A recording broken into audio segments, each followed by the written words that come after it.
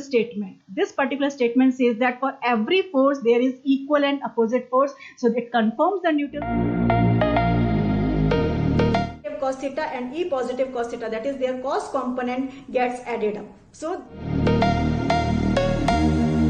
step I have explained, and if you will follow these steps, no one can deduct your marks and you can get a full marks in the exam. So factor that you have to keep in mind, E axial always points in the direction of the dipole moment wherever we have one more.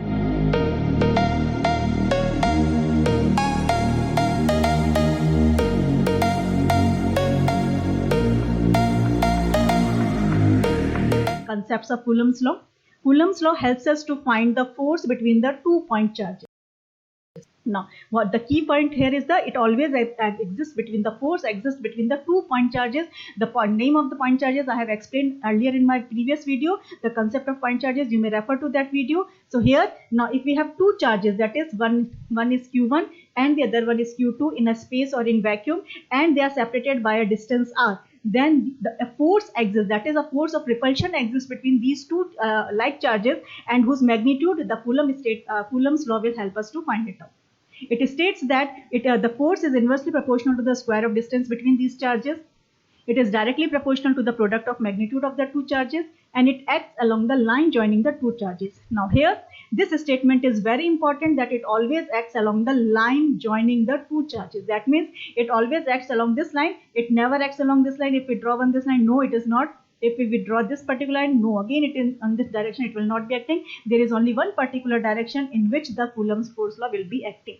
On combining these two factors, what we will get?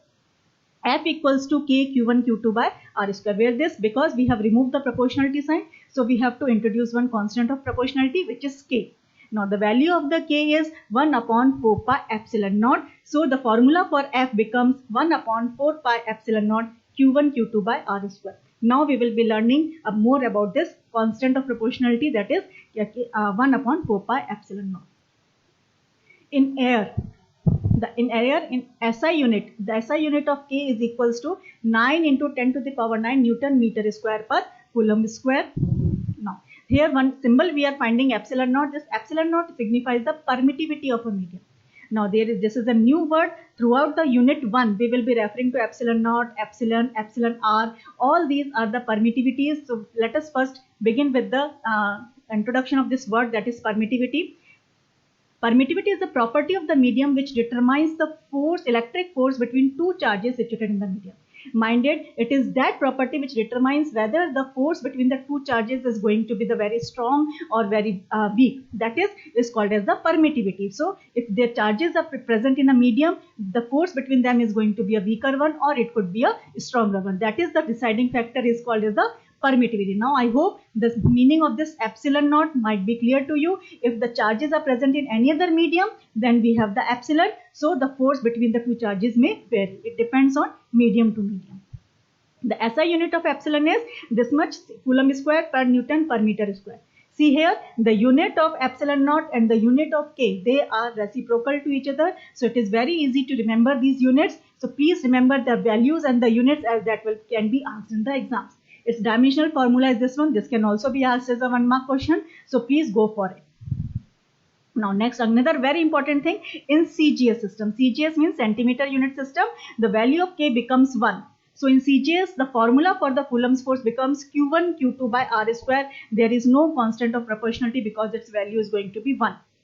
So all the important concepts related to Coulomb's law I have explained you. You will write all these concepts. You are going to get full marks in the exam. Don't miss to write all the statements.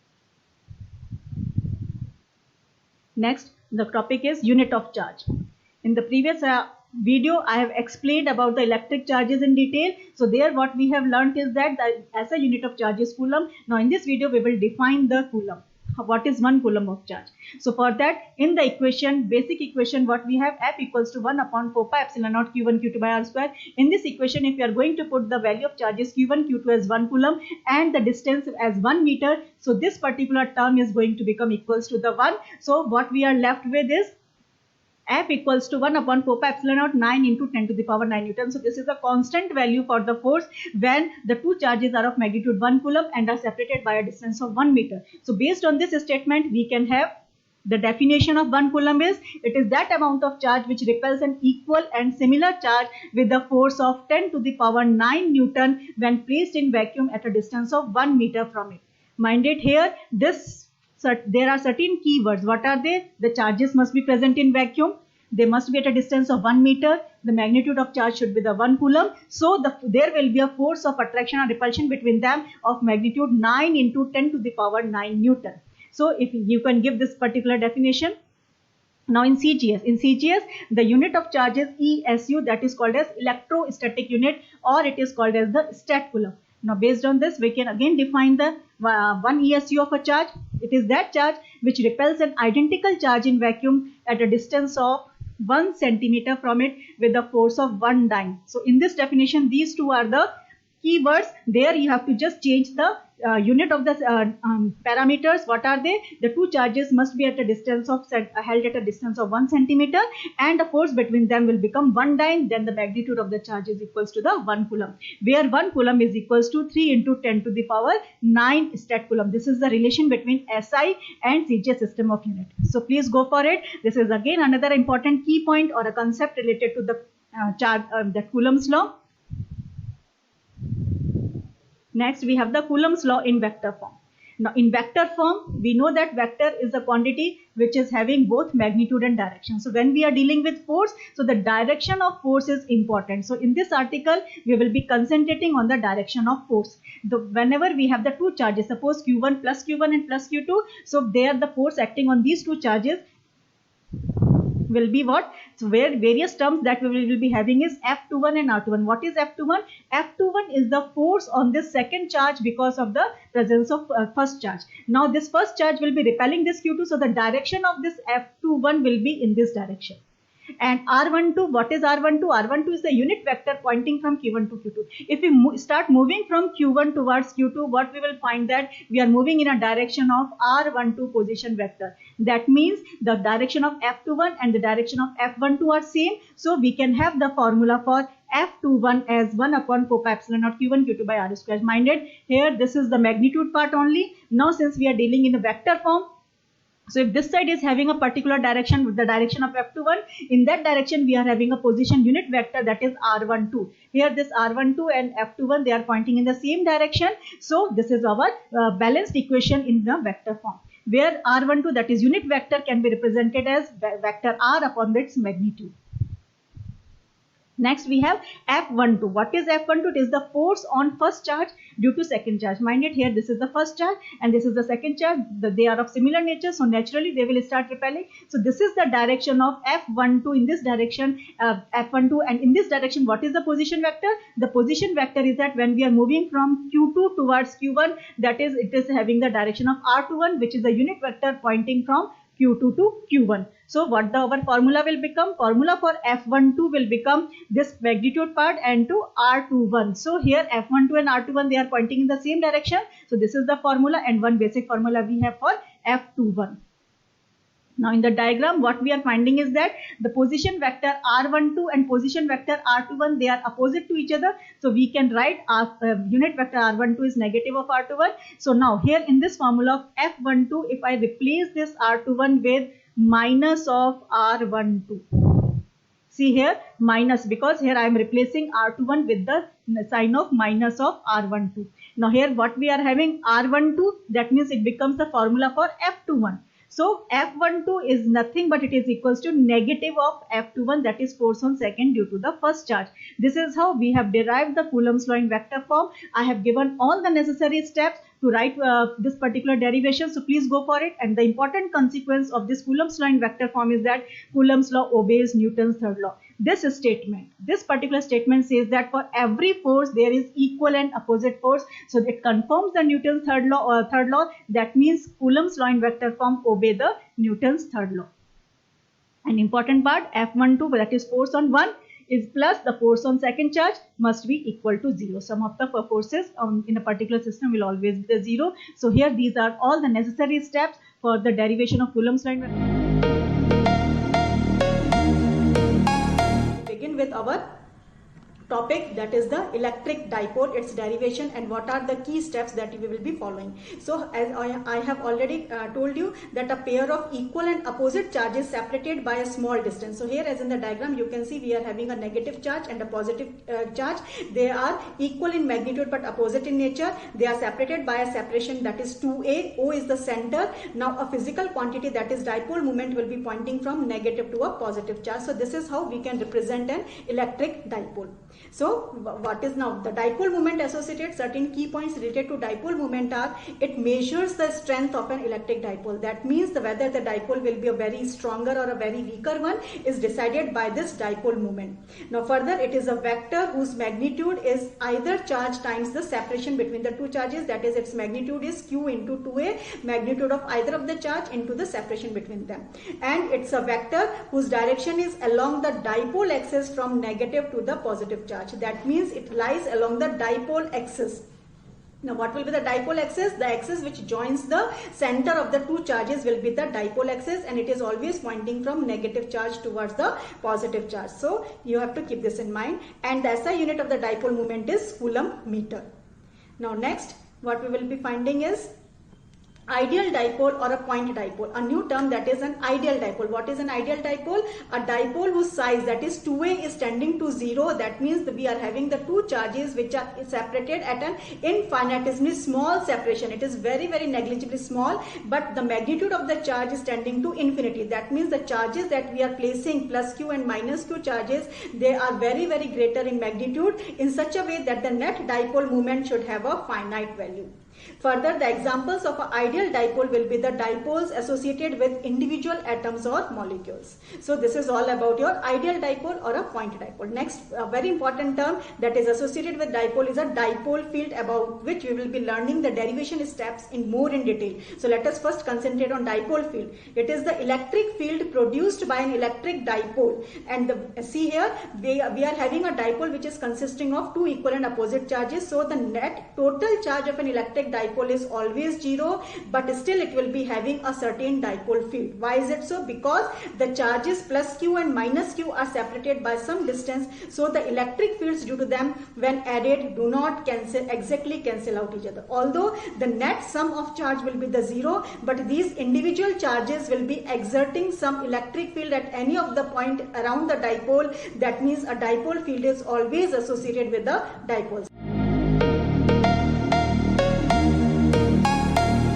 So next, what we are having, let us find an expression for the electric field at an axial point of a dipole. So for that, let us imagine a situation where we are having a pair of equal and opposite charges, that is minus q and plus q, are separated by a 2a distance.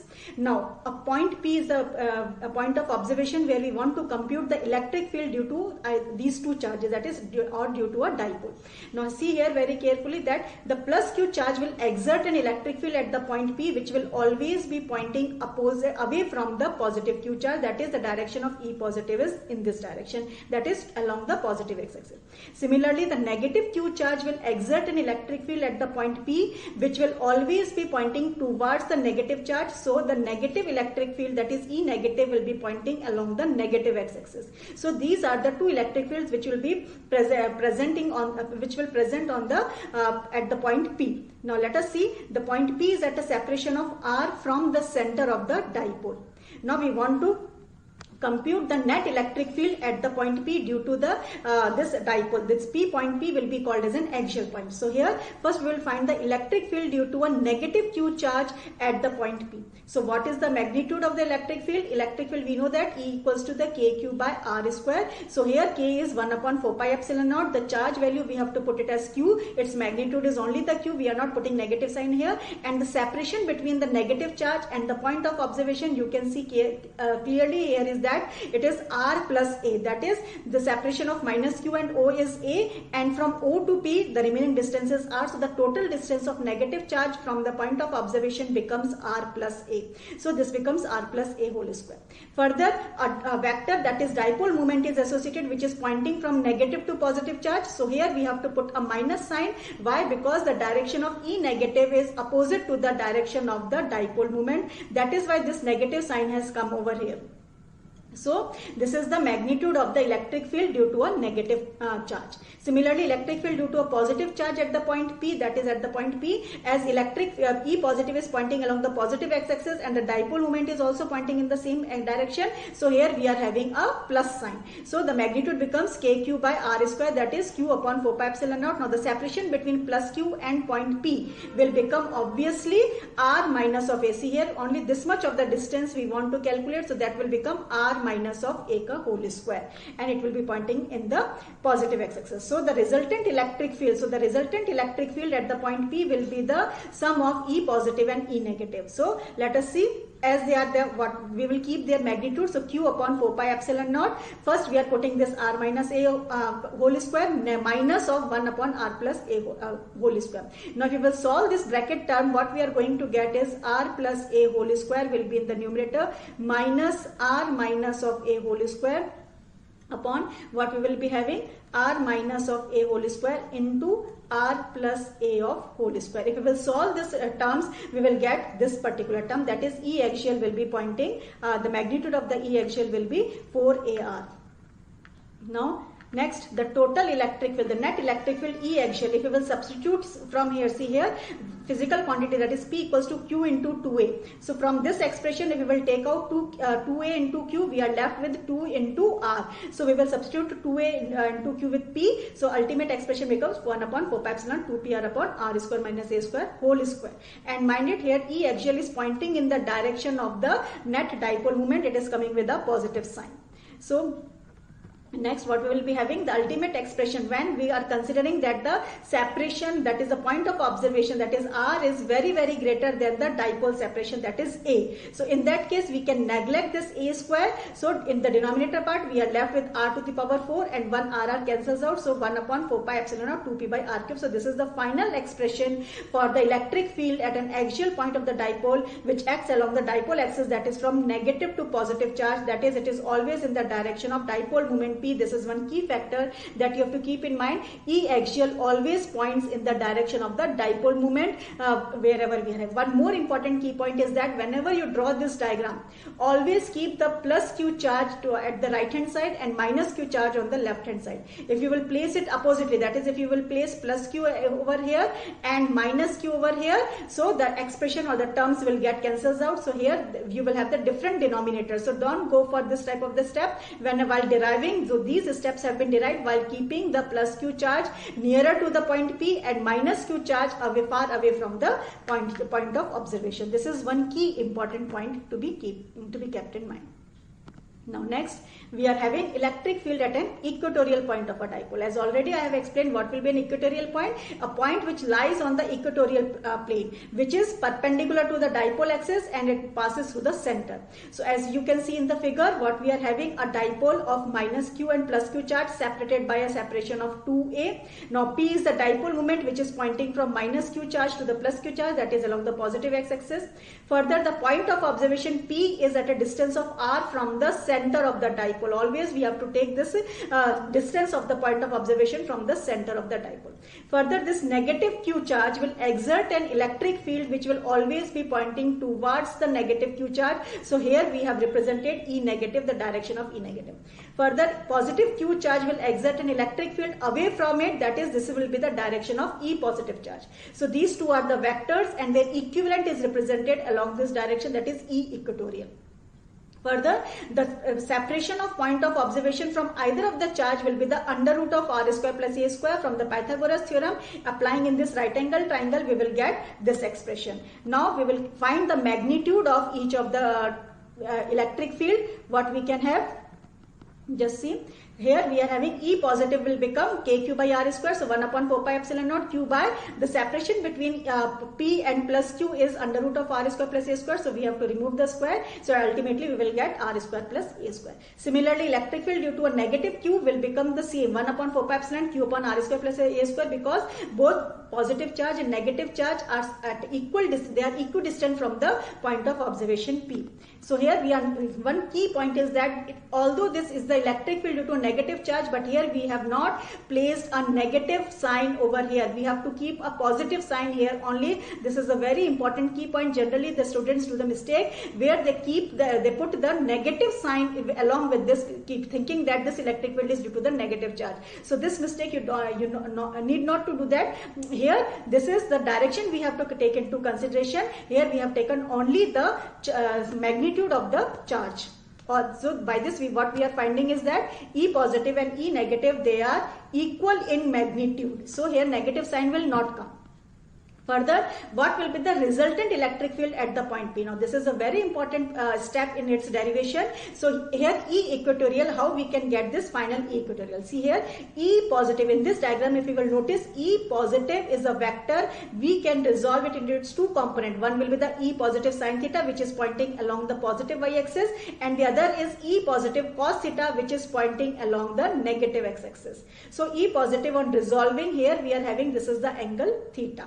So accordingly, E positive and E cos theta, they are perpendicular to each other. They are the components of this E positive net electric field E positive. So we have resolved. Similarly, E negative is again a vector. Resolving into its component part, one is E negative sin theta and another one is E negative cos theta. So their direction I have shown. So E negative sin theta is pointing in the negative y direction. Here we have seen that in this step we have seen that E positive and E negative, they are equal in magnitude, but here at the point P their sign component are pointing opposite to each other. So these sign components get cancel out each other, whereas E negative cos theta and E positive cos theta, that is their cos component, gets added up. So we are getting this expression E equatorial is the, now negative sign is introduced over here. E negative of E negative cos theta plus E positive cos theta. Now why we have introduced this negative sign? You can see here in the diagram, this dipole moment vector is pointing from negative to positive charge, that is along the positive x-axis. Whereas E equatorial is pointing along the negative x-axis. So E equatorial and the dipole moment, they are pointing oppositely. That is why we have introduced the negative sign here. This is a very important factor. Here in E negative expression, we have not put the negative charge.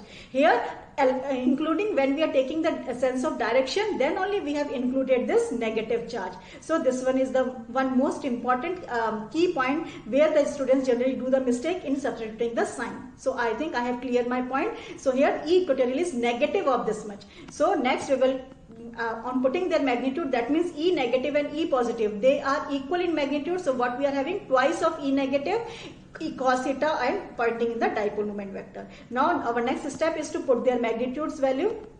What will be their magnitudes?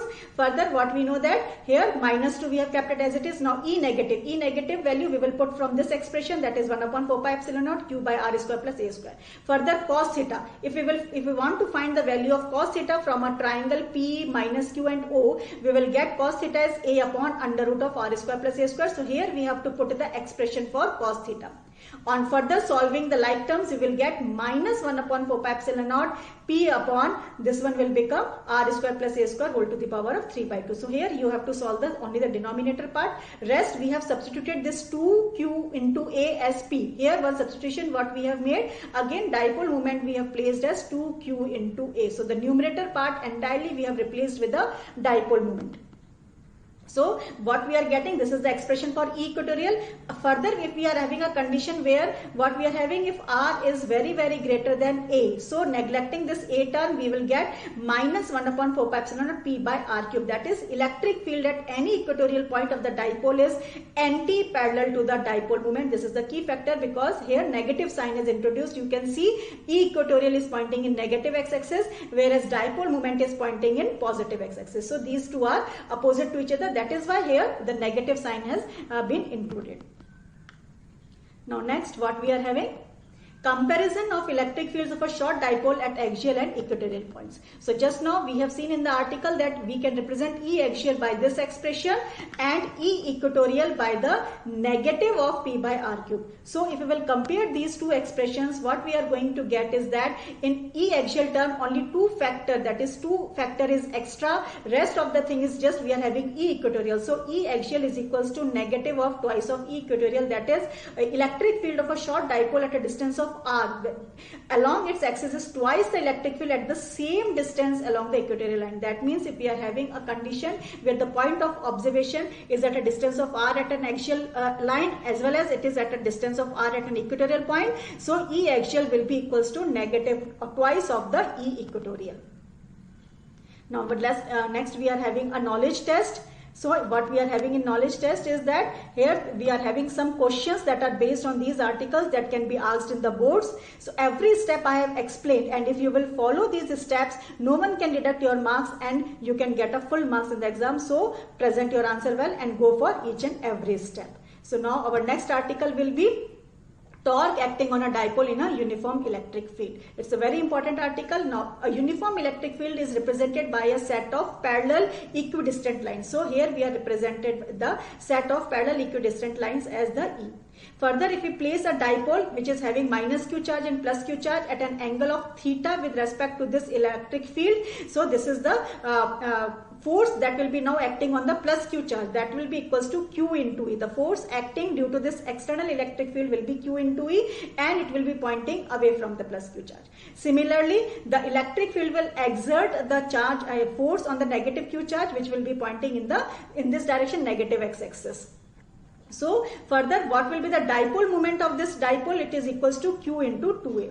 Further, the force exerted on the charge plus q by the field is qe, which is along the direction of the electric field, whereas force exerted on the charge negative q is minus qe, which is opposite to the electric field. That is why we have included the negative sign. If you will find that these two equal and opposite forces cancel out each other, but they constitute a torque. Now, what will be the definition of the torque? It is the product of either force into the perpendicular distance between them. Now, if you want to find the perpendicular distance between the positive charge and the negative charge, it is represented by this factor, that is 2a sine theta, where 2a is the separation between the two charges and theta is the angle at which the dipole is inclined with respect to the electric field. So what we have to put? The magnitude of the either force. So this q into E, we have magnitude only we have to put. So this we have taken it from this expression. Further, qe into 2a sine theta is the separation, perpendicular distance between the plus q charge and the minus q charge. On solving this, that is on substituting q into 2a with dipole moment p, we are getting p e sine theta. Since p and e both of them are vectors, so we can represent it as torque is equals to P cross